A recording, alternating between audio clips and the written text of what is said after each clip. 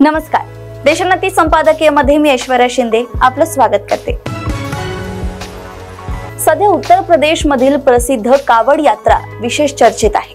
या यात्रा मार्गावरील दुकानदारांनी आपली ओळख दुकानाच्या पाटीवर दर्शवावी असा आदेश उत्तर प्रदेश सरकारने काढलाय आणि वादाला सुरुवात झाली आहे। प्रकरण थेट सर्वोच्च न्यायालयात गेले आहे। सर्वोच्च न्यायालयाने राज्य सरकारच्या निर्णयाला सुरुवातीला स्थगिती दिली, परंतु उत्तर प्रदेश सरकारने पुन्हा एकदा सर्वोच्च न्यायालयाच्या आदेशाला आव्हान दिले। त्यावर झालेल्या सुनावणीनंतर सर्वोच्च न्यायालयाने उत्तर प्रदेश सरकारचा युक्तिवाद फेटाळून लावत अशा प्रकारे कुणावर त्यांची नावे जाहीर करण्याची जबरदस्ती करता येणार नाही असे स्पष्ट शब्दात बजावले। उत्तर प्रदेशात कावड यात्रेला खूप महत्त्व आहे। या यात्रेच्या निमित्ताने लाखो भाविक श्रावण महिन्यात गंगाजलाने भगवान शंकराला जलाभिषेक करतात।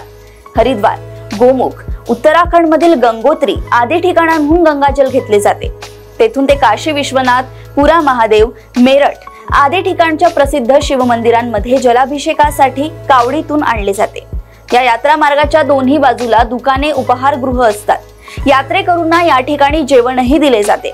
याच दुकानांवर त्यांच्या मालकाचे व कर्मचाऱ्यांचे नाव असणाऱ्या पाट्या असाव्यात असा आदेश उत्तर प्रदेश सरकारने काढला होता।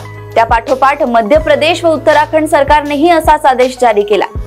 नाव जाहीर केल्यामुळे दुकानदार व कर्मचारी कोणत्या जाती धर्माचे आहेत हेही पर्यायाने जाहीर होत असून हा निर्णय समाजामध्ये तेढ निर्माण करण्यासाठी कारणीभूत ठरू शकतो अशी भूमिका दुकान मालक आणि त्यांना समर्थन करणाऱ्या याचिकाकर्त्यांची होती। उत्तर प्रदेश सरकारने यात्रेदरम्यान आपण कोणत्या प्रकारचे जेवण खातो आहे या संदर्भात कावड यात्रेकरूंना माहिती असावी आणि त्यात पारदर्शकता यावी म्हणून हा आदेश जारी केला। त्यांच्या धार्मिक श्रद्धा लक्षात घेता त्यात चुकूनही काही अडचण येऊ नये यासाठी हे केले असा युक्तिवाद केला होता। उत्तर प्रदेश सरकारच्या अन्न सुरक्षा कायद्यानुसार अशा प्रकारच्या स्टॉल धारकांनी त्यांची माहिती जाहीर करणे क्रमप्राप्त आहे असाही दावा उत्तर प्रदेश सरकारने केला होता।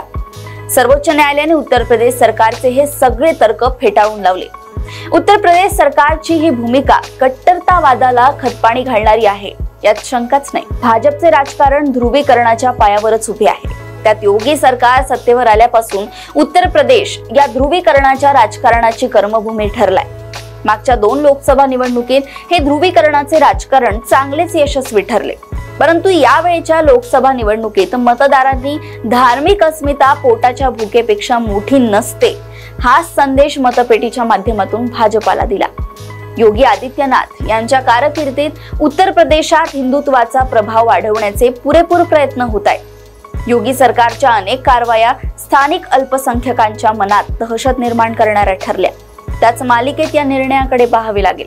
वास्तविक याच उत्तर प्रदेशमध्ये यावेळी भाजपला लोकसभा निवडणुकीत सगळ्यात मोठा झटका बसला। संपूर्ण 80 जागा जिंकण्याचे स्वप्न पाहणाऱ्या भाजपला उत्तर प्रदेशातील मतदारांनी थेट 33 वर नेऊन ठेवले। भाजपपेक्षा समाजवादी पक्षाच्या अधिक जागा आल्या। या दणक्यानंतर तरी धार्मिक तेढ निर्माण करून आपले राजकारण साधण्याच्या भाजपच्या नीतीला खीळ बसेल असे वाटत होते, परंतु तसे झाल्याचे दिसत नाही। याआधी मुस्लिमांना थेट लक्ष केले जात होते, यावेळी रणनीती थोडी बदलल्याची दिसते। मुस्लिमांवर आर्थिक बहिष्कार टाकण्याचे डावपेच कितपत यशस्वी ठरू शकतील याची चाचपणी योगी सरकारच्या या निर्णयातून होत असल्याचे दिसतंय। वास्तविक ही यात्रा गेल्या अनेक वर्षांपासून नियमितपणे केली जात आहे। आजवर यात्रेदरम्यान कुठेही चुकीचे अन्न आणि तेही जाणीवपूर्वक कावडियांना दिल्या गेल्याचे एकही उदाहरण समोर आले नाही। यात्रेचा मार्ग मुस्लिमांची दाट वस्ती असलेल्या भागातूनच जातो। कावडियांची संख्या लाखोच्या घरात पोहोचली आहे, परंतु आजपर्यंत कोणत्याही प्रकारची तक्रार आली नव्हती। उलट या भागांतील मुस्लिम रहिवासी नेहमीच कावडियांच्या गरजा भागवताना दिसतात। मग अचानक असे काय घडले की ज्यामुळे योगी सरकारने मुझफ्फरनगर मधील पोलिसांनी दिलेल्या आदेशाला मान्यता दिली आणि दुसऱ्याच दिवशी ते आदेश उत्तर प्रदेशातून जाणाऱ्या यात्रा मार्गावरील सर्व पोलीस ठाण्यात लागू करण्यात आले। हा नवा सामाजिक आर्थिक दहशतवादाचा तर प्रकार नाही।